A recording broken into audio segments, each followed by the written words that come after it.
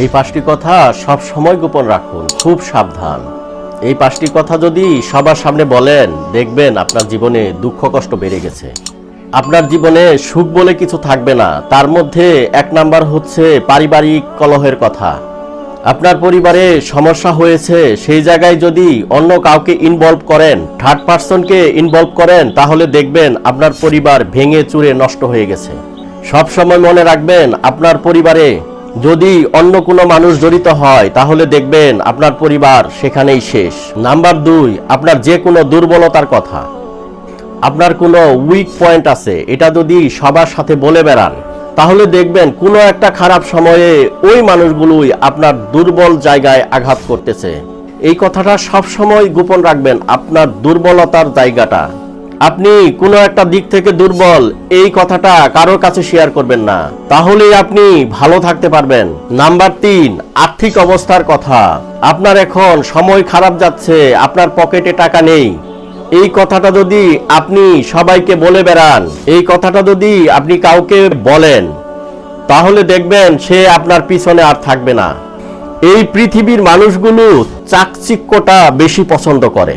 আপনার দুঃখ কষ্টে কেউ আপনার পাশে থাকবে না, সেজন্য আপনার আর্থিক অবস্থা এবং আপনার দিন কেমন যাচ্ছে এগুলো কাউকেই বুঝতে দিবেন না।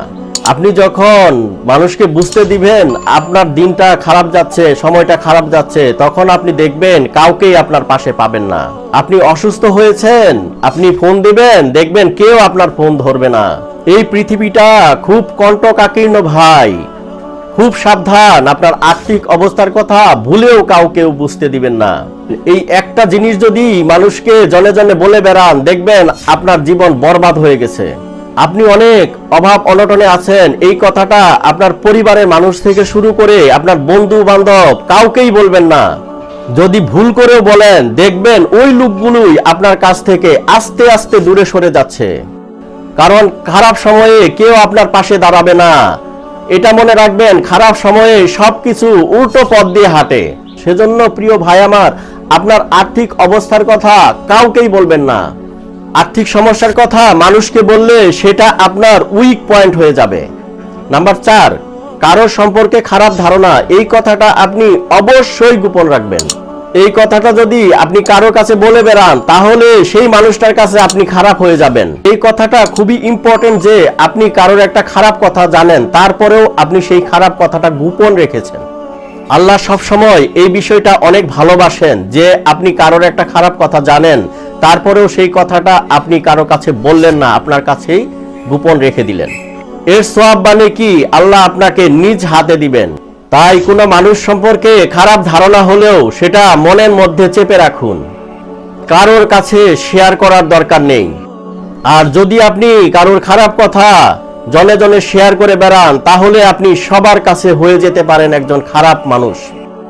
মনে রাখবেন, বর্তমান পৃথিবীর মানুষ সত্যটা বিশ্বাস করে না, মিথ্যাটাই বেশি বিশ্বাস করে। সবশেষ নাম্বার 5, আপনার পরিকল্পনার কথা কাউকে বলবেন না। আপনি কি পরিকল্পনা করতেছেন বা কি পরিকল্পনা সামনে করতে যাচ্ছেন, এই কথাটা আপনি কখনো কারোর কাছে প্রকাশ করবেন না। আপনার পরিকল্পনার কথা যদি আপনি আগে থেকে মানুষকে বলে দেন, দেখবেন আপনার সেই পরিকল্পনার পথে অন্য কেউ আগেই হেঁটে চলে গেছে। কারণ আপনি যে পরিকল্পনা করছেন সেই পরিকল্পনা সেও করতে পারে। আপনি পরিকল্পনা করছেন দেখে সে আপনার সঙ্গে প্রতিযোগিতা করে সে আগে চলে যেতে পারে। অর্থাৎ আপনার পরিকল্পনার কথা এবং আপনি কি বুদ্ধি এঁটেছেন সেটা আপনি কখনোই কাউকে বলবেন না। আপনি নেক্সট কি পরিকল্পনা করছেন বা আপনি কোন স্টেপে গেলে সফলতা পাবেন, সেই কথাটা আপনি ভুলেও কারোর সঙ্গে শেয়ার করবেন না। আরেকটা ইম্পর্টেন্ট কথা কি জানেন? আপনার পরিকল্পনার কথা আপনি যদি কাউকে বলতে যান, তাহলে দেখবেন প্রথমত সেই লোকটা হাসবে। আর যখন ওই লোকটা হাসবে, তখন আপনার মনোবল ও দৃঢ়তা ভেঙে যেতে পারে। অর্থাৎ আপনি যে কাজটা ভাবছেন আপনি পারবেন, আপনার 100% আত্মবিশ্বাস আছে। যখন আপনি কোনো লোককে বলবেন এবং সেই লোকটা শুনে হাসলো, তখন কিন্তু আপনার সেই আত্মবিশ্বাসে অটোমেটিক একটা সন্দেহ ঢুকে গেল। এজন্য আপনার ভবিষ্যৎ পরিকল্পনার কথা কাউকে বলবেন না, কাউকে বলা উচিত না। ভেবে দেখুন, পৃথিবীর প্রতিটা মানুষ কিন্তু আপনার ভালো চায় না। হ্যাঁ, সব সময় মনে রাখবেন, কান খাড়া করে শুনুন, এই পৃথিবীর প্রতিটা মানুষ কিন্তু আপনার ভালো চায় না। এই 5টি কথা সব সময় গোপন রাখবেন, তাহলেই দেখবেন আপনি সুখে আছেন ইনশাআল্লাহ।